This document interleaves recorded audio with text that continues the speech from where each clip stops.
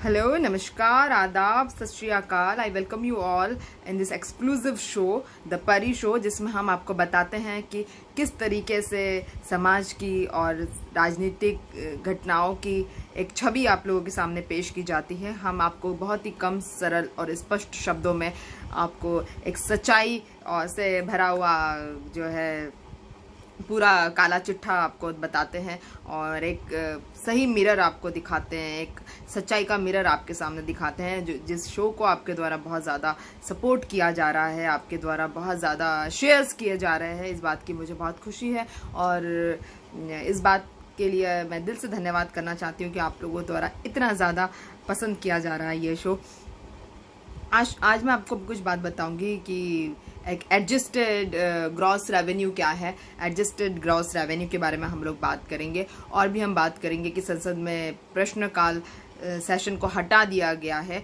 तो शशि थरूर जी ने बहुत बड़ी टिप्पणी कर दी है। उन्होंने बताया कि 14 सितंबर से संसद में जब सभी कार्यकाल जो एक जैसे रखे हुए हैं, सारे कार्यक्रम जो है बाकी घंटे की तरह ही रखे गए हैं, पहले की तरह ही बाकी घंटे रखे गए हैं सभी कार्यकालों के, तो फिर प्रश्नकाल क्यों हटा दिया गया है। शशि थरूर जी ने भी बताया कि मैंने आज से 4 महीने पहले बताया था कि जो मजबूत नेता है वो कोरोना काल को, महामारी काल को जो है अपने पर्सनल फायदों के लिए लेंगे, लोकतंत्र की हत्या करने के लिए इस्तेमाल करेंगे। ये उन्होंने 4 महीने पहले बताया था।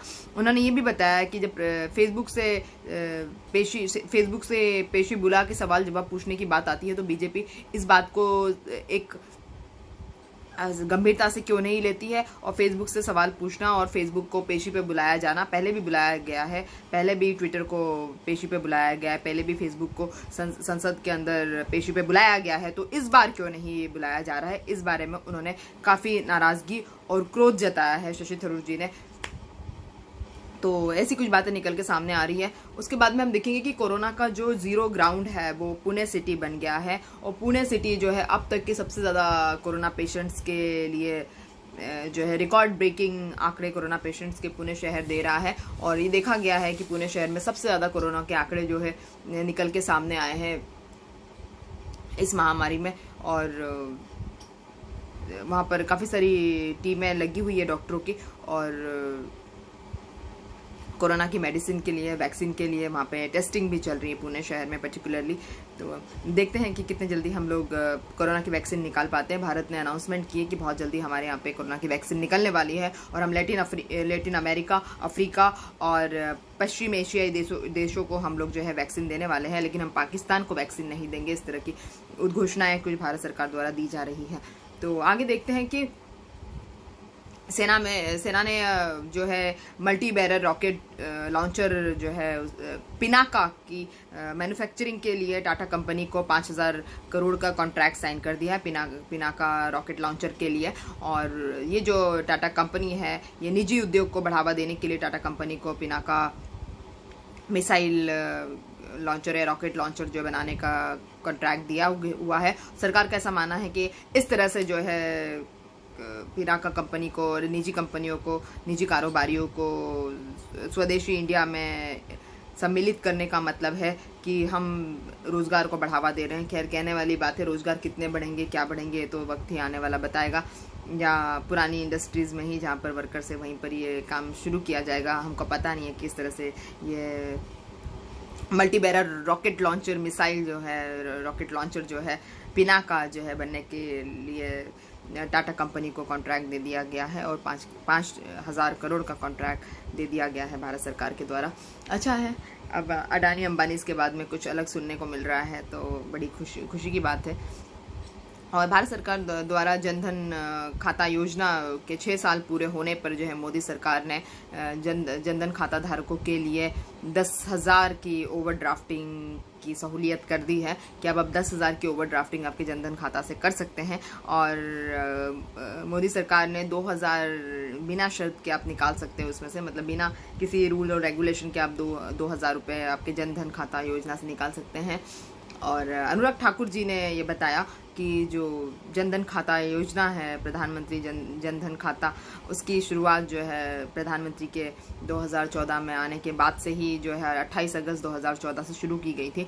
15 अगस्त 2014 को लाल किले की प्राचीर से प्रधानमंत्री ने जनधन खाता योजना की अनाउंसमेंट की थी, प्रधानमंत्री जनधन खाता योजना की अनाउंसमेंट की थी, जिसके तहत 1 साल के अंदर अंदर जो है 5 करोड़ से भी ज़्यादा जो है खाते खोले गए थे, और अभी तक इन 6 सालों में करीब करीब 40 करोड़ 35 लाख जो है खाते खोले जा चुके हैं।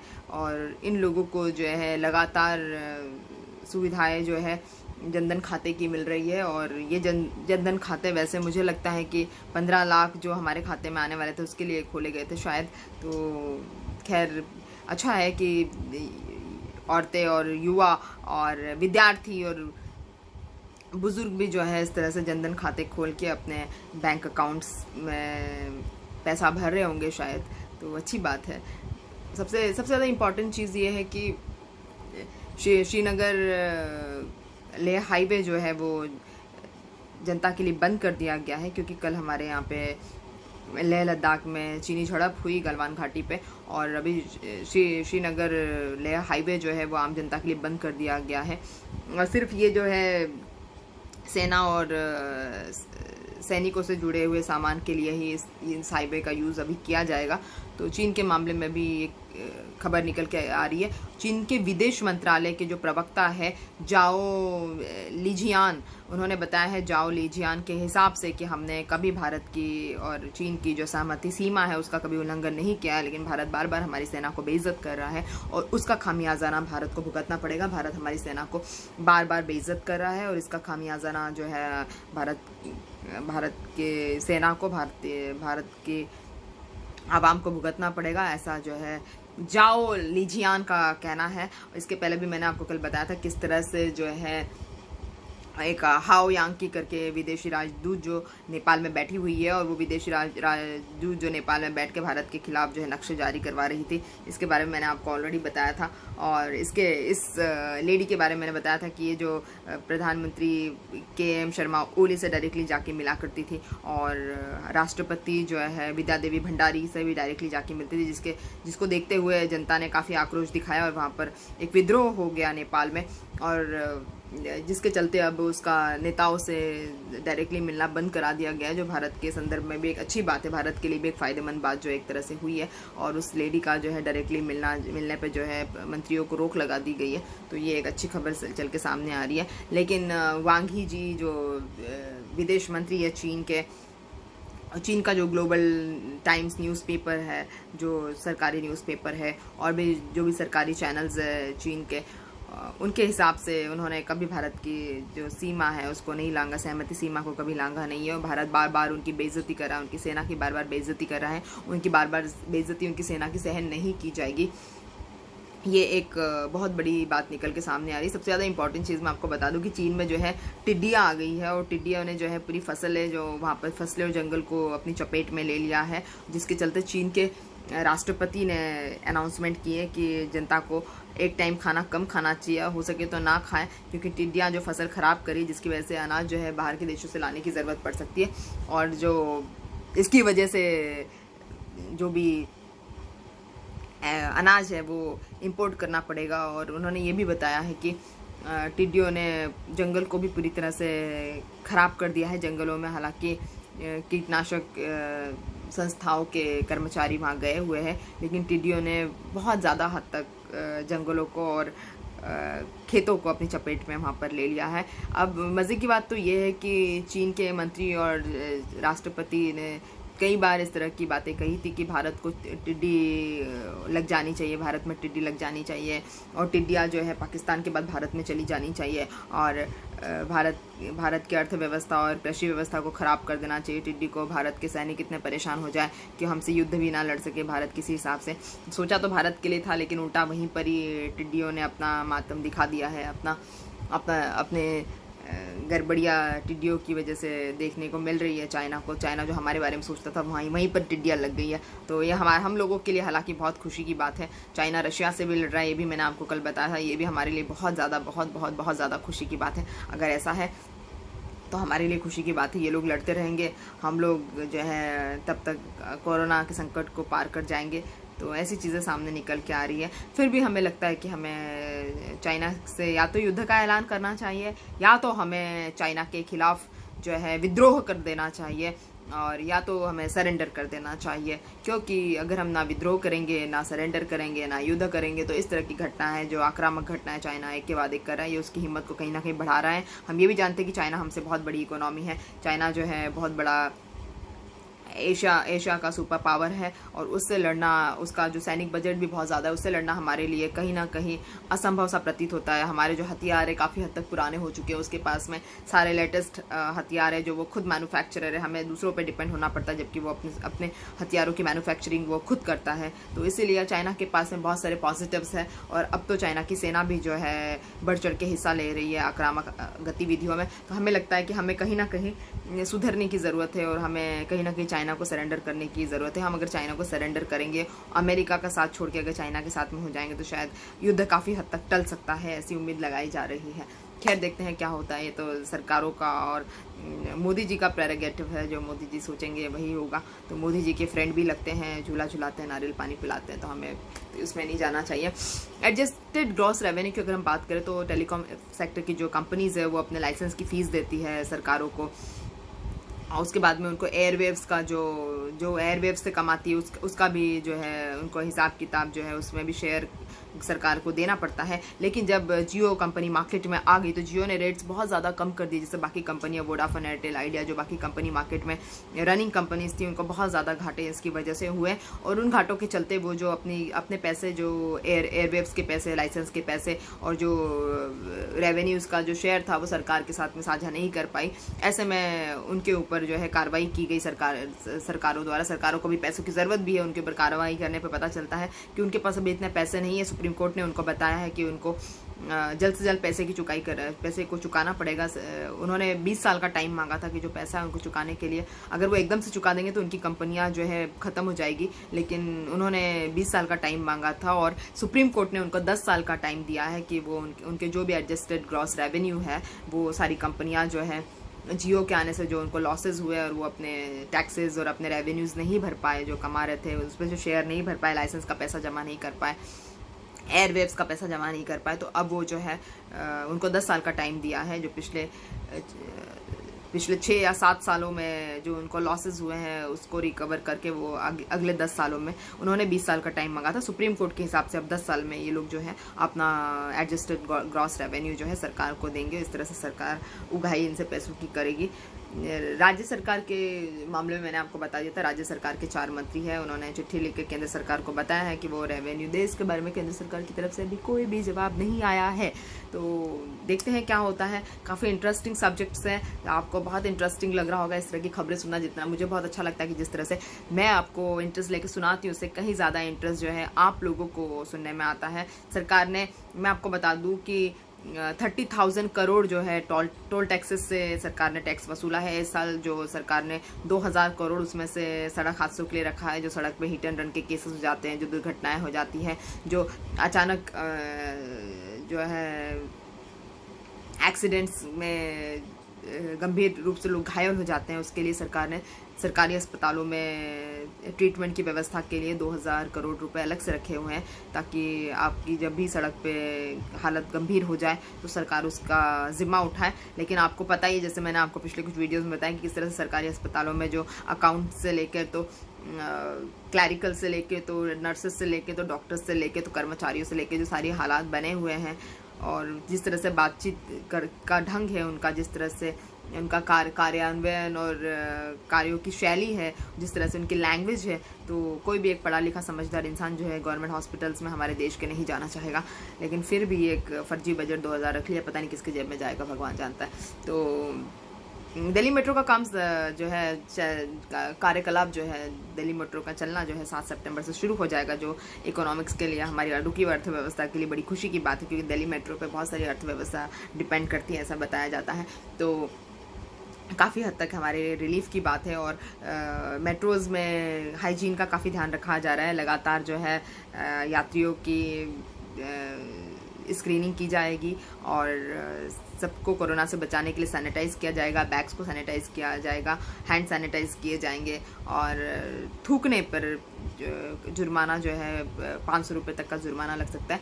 हालांकि दिल्ली मेट्रो में पहले भी थूकने पर जुर्माना था, क्योंकि थूकने से भी कोरोना फैलता है। तो आप प्लीज़ खांसते थूकते समय ध्यान रखिए कि आप पब्लिक प्लेसेस में ना खांसियाँ ना थूकें तो ज़्यादा बेहतर रहेगा। तो और इस तरह से जो है दिल्ली मेट्रो जो है एक सुरक्षा की दृष्टि से काफ़ी खासे इंतज़ाम जो है कोरोना काल में कर रही है, जो बहुत ही ज़्यादा खुशी की बात है। और जैसे कि मैंने आपको सारी इन्फॉर्मेशंस दी है, एक और इन्फॉर्मेशन जो बच गई है मैं आपको देना चाहूँगी कि अब जो है अशोक लवासा जो है चुनाव आयुक्त के जगह पे उनको भगा दिया गया था ना, क्योंकि उन्होंने मोदी जी को और अमित शाह पर एक सीधे उन्होंने जो है निशाना साधा था। और उन्होंने बताया था कि जो सर्जिकल स्ट्राइक्स है और जो बालाकोट की जो आर्मी की झड़प है और जिस तरह से हमने पाकिस्तान को पछाड़ा है युद्ध भूमि में, उसका जिक्र इलेक्शंस में नहीं आना चाहिए, चुनाव में नहीं आना चाहिए। और उन्होंने इसका जो है विरोध किया था, खासा विरोध किया था। मगर उनके विरोध के बावजूद भी मोदी सरकार और मैं अमित शाह और बड़े जो नेता हैं वो लगातार जो है सर्जिकल स्ट्राइक्स के नाम पे इलेक्शंस में रैलियों में बात करते रहे। उसके बाद में अशोक लवासा जी ने उनको वार्न किया था, लेकिन उल्टा अशोक लवासा जी को ही चुनाव आयुक्त के पद से हटा दिया गया। उनकी फैमिली को, उनकी बेटी को, उनके दामाद को, उनकी बीवी को इनकम टैक्स की टीमों ने बहुत ज़्यादा परेशान किया। और अब उनकी जगह पे राजीव कुमार जो है इलेक्शन कमीशन बन गए हैं, चुनाव आयुक्त बन गए हैं, राइट। तो चुनाव आयुक्त बन गए। अशोक लवासा जी मुख्य चुनाव आयुक्त भी बन सकते थे, लेकिन उन्होंने अपने कार्यकाल से पहले ही उनको जो है बाहर का रास्ता दिखा दिया गया। और सुनील अरोड़ा जी अभी मुख्य चुनाव आयुक्त है। उसके बाद में सुशील चंद्रा भी सेकंड नंबर पे है चुनाव आयुक्त, और थर्ड नंबर जो है हमारे राजीव कुमार जी जो अभी चुनाव आयुक्त अपॉइंट हुए हैं। तो ये सारी खबरें हैं। और any further questions you please ask me in the comment section. I would love to give the answers. मुझे बहुत ज़्यादा पसंद है कि आप लोग मुझसे क्वेश्चन पूछें, मैं उसके आंसर्स दूँ। और इस शो को लाइक करने के लिए, इतने ज़्यादा शेयर करने के लिए मैं फिर से आपका धन्यवाद करती हूँ। और फिर से मैं आप लोगों को कहूँगी कि कोरोना को लाइटली ना ले, ये जानलेवा बीमारी है, बहुत जानलेवा बीमारी है। एक मैं बहुत आपको इम्पॉर्टेंट चीज़ बताना चाहूँगी कि सरकार के विरुद्ध आप लोगों को आवाज़ उठानी है। हमारे चैनल को बहुत सपोर्ट करिए, सब्सक्राइब करिए, घंटी का बटन दबाइए और ऑल पे क्लिक करिए। सब्सक्राइब करके आप 5 लोगों को सजेस्ट भी कीजिए कि हमारा चैनल बहुत नया है, सिर्फ 1 से 1.5 वीक पुराना है। तो आप प्लीज़ इस चैनल को अपना सपोर्ट कीजिए जिस तरह से आप कर रहे हैं।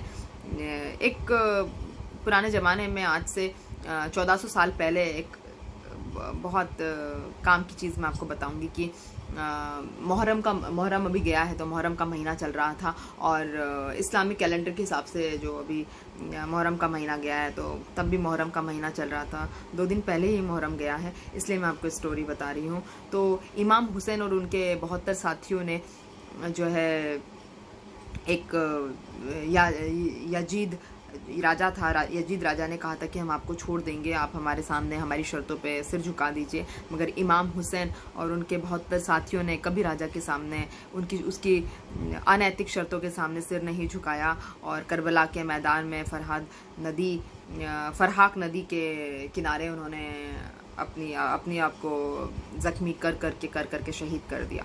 कहने का मतलब यह है कि अन्याय के सामने सिर झुकाने का जो रास्ता होता है बहुत आसान रास्ता होता है, लेकिन अन्याय से लड़ने का रास्ता बहुत टफ होता है। तो वही 2 दिन पहले मुहर्रम था, मैंने कहानी पढ़ी थी किस तरह से यजीद राजा के सामने इमाम हुसैन और उनके 72 साथियों ने सिर नहीं झुकाया, जबकि अपने आप को जख्मी कर करके अपने प्राणों की आहुति दे दी। मुझे वीडियोस बनाने में बहुत मेहनत लगती है। हम चाहते हैं कि हम जो है आप लोगों की मदद करें इन वीडियोस की सहायता से, जैसे कि हम करने में कामयाब भी हुए काफ़ी हद तक। और हम चाहते हैं कि हमारे इन वीडियोस के थ्रू आपको वो जानकारी मिले जो आपको टीवी चैनल्स में देखने को नहीं मिलती है। तो एक विश्लेषणपूर्ण जानकारी फैलाना ही हमारा उद्देश्य है।